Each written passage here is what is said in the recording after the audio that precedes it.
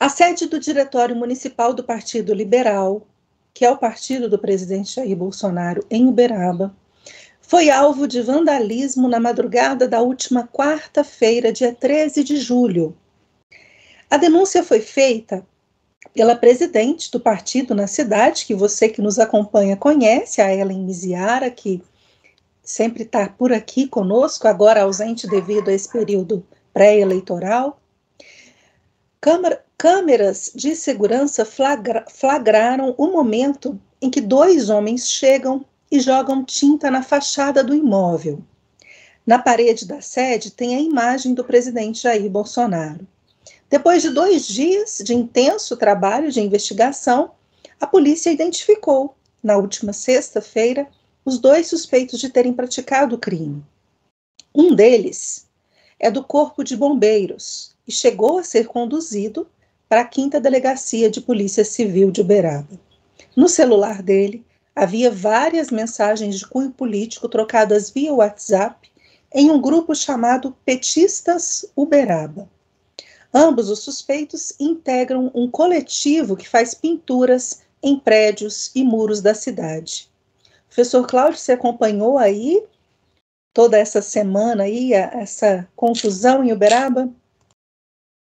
Gi, eu fiz um acompanhamento dessa discussão, inclusive eu tive algumas conversas com a Ellen, pessoa extremamente simpática, competente, dinâmica, tem feito um trabalho muito bom à frente aqui do PL de Uberaba, acompanhando essas notícias. Gil, eu acompanhei quando essa sede do PL mudou lá para a Avenida Alexandre Barbosa. Eu vi o carinho que a Ellen teve na preparação de tudo, reformou a casa, pintou, mandou fazer uma fachada com a imagem do presidente, convidou as pessoas para irem conhecer. Então, você vê que assim, é uma coisa feita com amor, porque ela realmente acredita na importância do projeto político do presidente. Ela tem trabalhado muito fortemente. Às vezes, eu acho que ela trabalha até mais pela reeleição do presidente do que para a própria eleição dela. Eu também acho que é uma coisa importante, na minha opinião pessoal, pela pessoa que ela é, pela competência dela e pelo esforço que ela faz. Então, assim, coisa feita tudo com muito carinho, inclusive ela até colocou numa publicação que foi o próprio pai dela quem pintou a casa, fez as pinturas e tudo mais.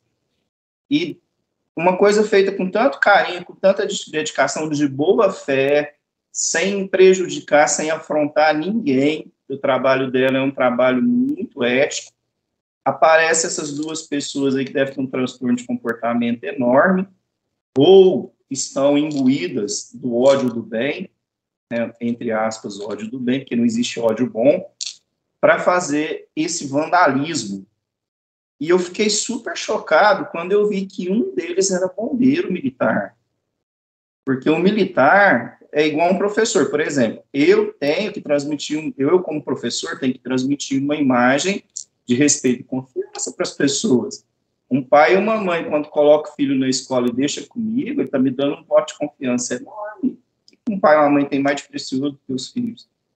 Se teve a confiança de deixar comigo, eu tenho que corresponder e entregar a eles melhor do que quando eu peguei. Né? Melhor que eu falo assim, não no sentido de afrontar os valores da família, não falo isso, mas eu falo assim, segurança, devidamente cuidado. E o militar, ele tem que fazer a mesma coisa em relação à sociedade, ele é responsável pela nossa segurança, a gente dá um voto de confiança muito grande para os militares, seja a polícia militar ou seja o bombeiro militar. Então, eu nunca pensei numa pessoa militar que fosse vândalo. É uma coisa que me chocou muito, eu acredito que devido à disciplina dos militares, a pessoa deva ser até tirada da corporação, né? A Ellen participou muito do processo de investigação para achar essas pessoas. As câmeras filmaram, quando eles estacionaram, filmaram o carro, uma HB20, e filmaram a ação dessas pessoas. Eles não tiveram nem a preocupação de tampar o rosto, de tentar se esconder a identidade deles. Foram de cara limpa, hoje, uma coisa inacreditável. Então, filmou tudo, a Ellen divulgou, que a gente tem muitos grupos aqui na cidade, né, principalmente apoiadores do presidente, e saiu divulgando nos grupos, e devido a essas imagens que correram, as pessoas foram dando informações, e a Ellen, mais a Polícia Militar, conseguiram chegar até um dos autores. Uma das pessoas, até a última notícia que eu tive, ainda não tinha sido pega, parece que ela não é de Uberaba, mas faz trabalho junto com esse bombeiro militar, e o bombeiro militar foi preso na casa da mãe dele.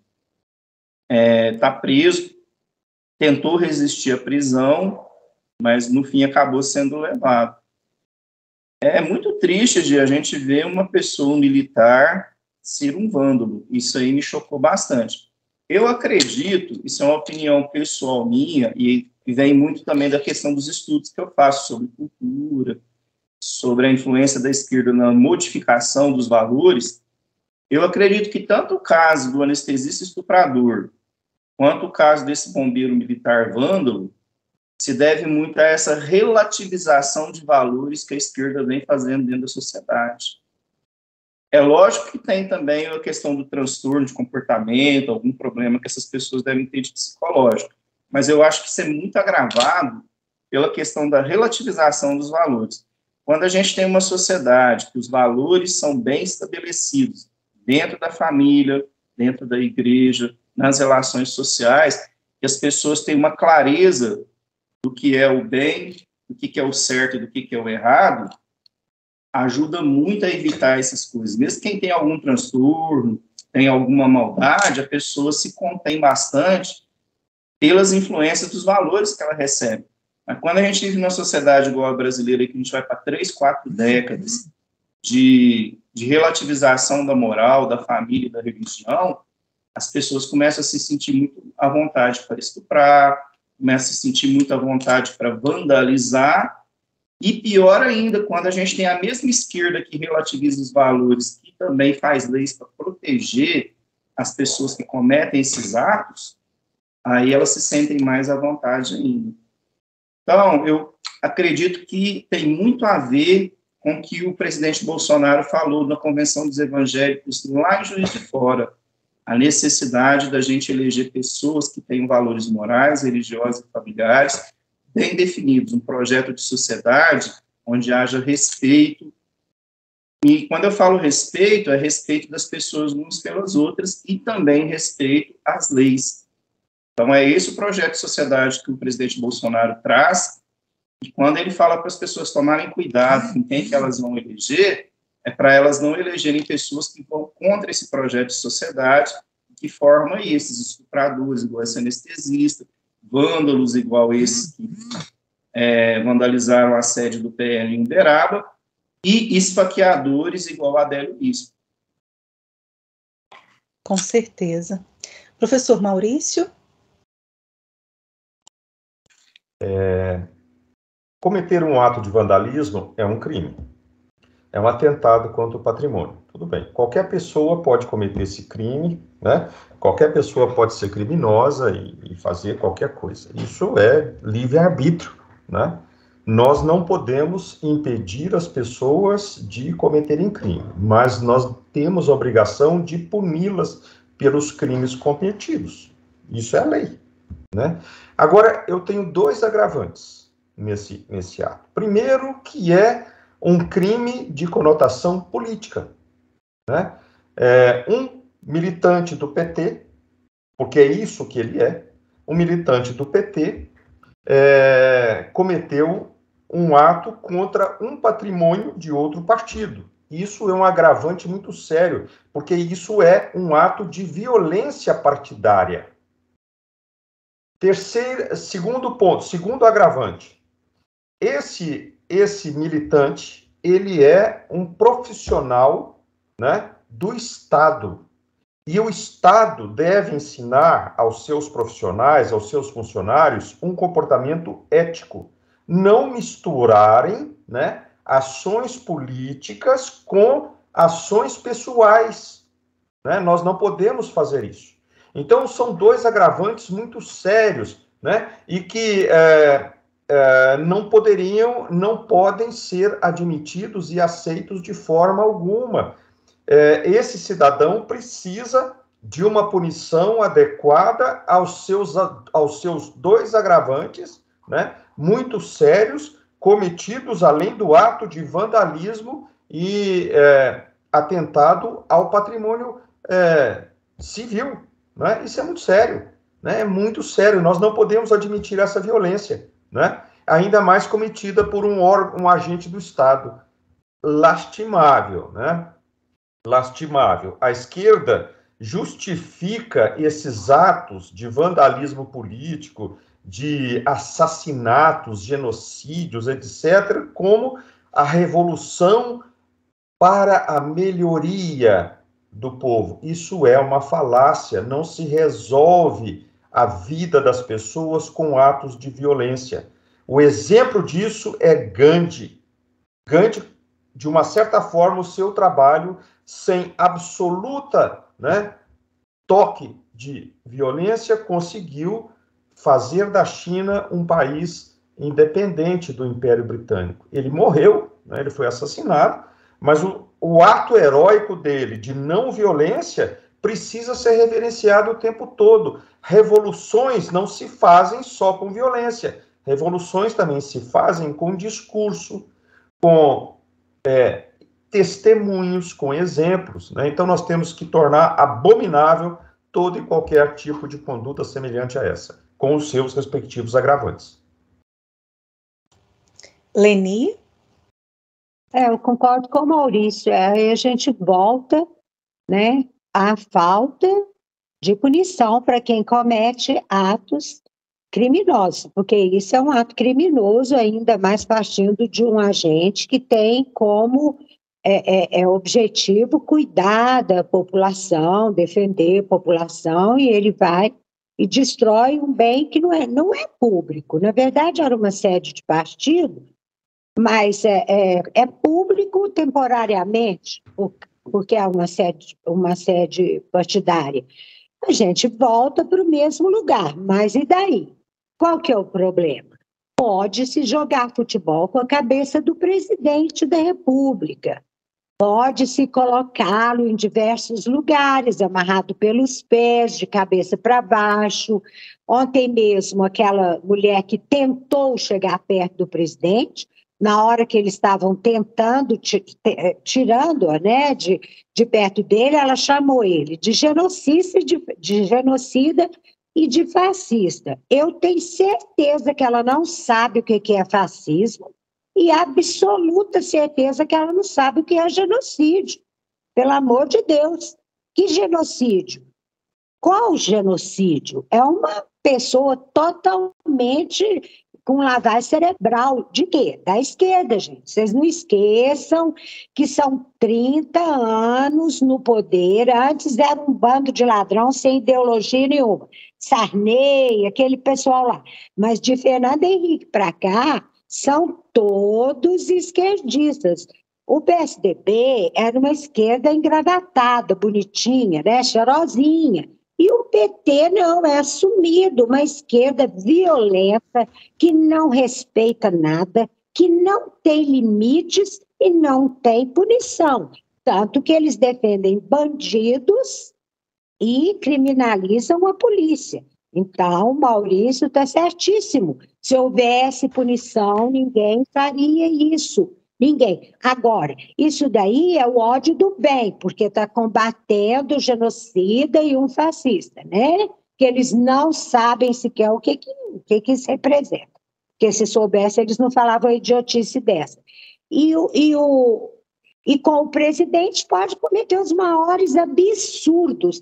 Eu tenho verdadeira aversão quando eu estou mexendo, manipulando ali a internet e, de repente, passa por um discurso que um esquerdista fez na Câmara ou no Senado. Gente, é caso de polícia. Caso de polícia, os nomes que eles se referem ao presidente da República. Outro dia, o Lula chamou o presidente da República de Bozo. Bom, melhor Bozo do que ladrão, né?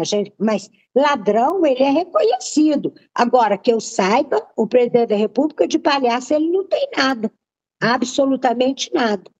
Então, é aquilo que a gente falou.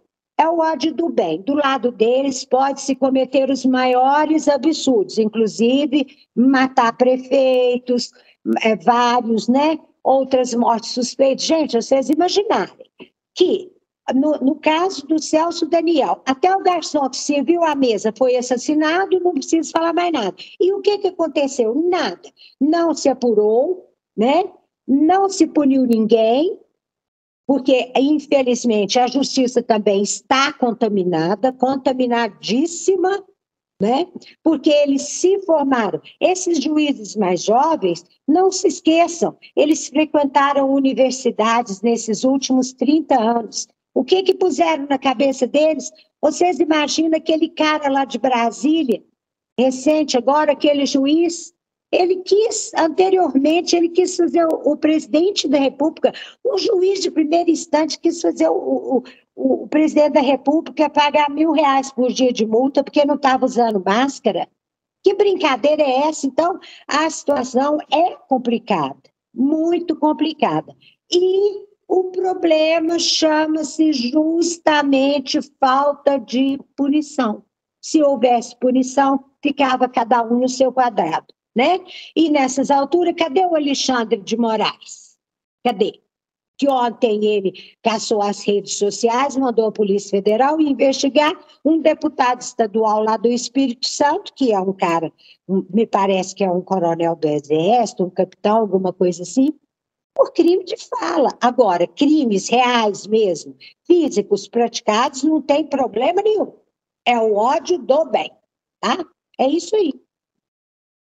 No último sábado, agora, as redes sociais compartilharam, e vários perfis compartilharam, um trechinho, eu não sei se foi um vazamento ou se foi uma divulgação mesmo, mas a impressão que se tem pelas imagens é que está sendo feito uma encenação dentro de uma produtora muito bonita, está se fazendo uma muito grande, muito bem estruturada, uma encenação de um atentado ao presidente Jair Bolsonaro durante uma motociata. Então, nas cenas que foram divulgadas, eu não sei se foi um vazamento de alguém, de algum cinegrafista, alguém que faz parte da equipe ali e que filmou e que divulgou, porque ainda até a última vez que eu vi, ainda não se tinha informação de qual é a produtora que está fazendo essa reprodução, essa ficção. Mas o fato é que as imagens são muito fortes. O presidente muito parecido, muito semelhante à maquiagem que foi feita ao Jair Bolsonaro, cai da moto num determinado momento e está no chão, totalmente ensanguentado, parece que são flechas que foram lançadas contra ele, muito sangue, morto no chão. E aí a gente fica pensando, né?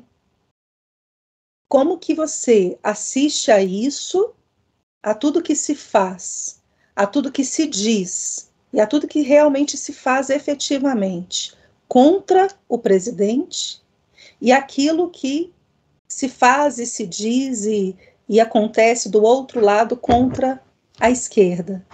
A gente coloca numa balança, parece que não há nenhum tipo de equilíbrio, aquilo que é criminalizado de um lado e aquilo que é criminalizado do outro, aquilo que é ódio de um lado e aquilo que é ódio do outro, o outro é amor. Então, assim, as coisas estão totalmente invertidas e totalmente distorcidas, né, professor Maurício? Eu lembrei dessa cena, na hora que a Leni trouxe aí essa questão do ódio do bem. Pois é, a maldade, a violência está sendo fomentada o tempo todo pela esquerda, o tempo todo. Quer dizer, jogar bola com a cabeça do presidente, e isso a gente sabe que isso é uma propaganda, é um processo de geração de falta de respeito, de vulgaridade da situação, que é uma situação extremamente violenta, extremamente desnecessária, fizeram isso com cabeças de imperadores romanos, numa época em que a selvageria dominava o Império Romano. É diferente, nós não somos selvagens mais. Nós somos pessoas civilizadas, teoricamente educadas, né? E as pessoas que divulgam, as pessoas que fomentam isso na esquerda, não são pessoas sem estudo, não são pessoas sem educação, são pessoas que dirigem, que fomentam a violência. Então, quando a gente defende o direito de expressão, né, por outro lado, né, um direito de expressão legítima, por outro lado, a gente está dizendo e está referendando esse tipo de violência fomentada pela esquerda. Olha que coisa absurda. Olha que coisa absurda, né? Isso é uma coisa impraticável. Perdeu-se a lógica. Nós não podemos aceitar isso como um fato trivial. Um fato trivial. Jamais. Nós temos que protestar contra esse tipo de violência. A sociedade está sendo bombardeada o tempo todo por violência da esquerda. A esquerda deixou de ser inteligente. A esquerda deixou de ser sutil. Ela é selvagem. E lugar de selvagem é na selva. Tá? Na selva, na prisão, né? Na reeducação, etc, etc. Esse pessoal precisa ser reeducado, porque senão nós vamos ser vítimas deles. Antes da gente passar para o próximo assunto, eu só quero aqui trazer, né, o nosso respeito às forças de segurança pública, militar, principalmente aí o Corpo de Bombeiros. A gente está repudiando aqui a ação isolada de um militante que integra essas forças e que, de certa forma, está manchando a imagem dessa força de segurança pública importante, que a gente respeita e que a gente lamenta que esse rapaz tenha feito isso. Mas ao Corpo de Bombeiros, todo o nosso respeito.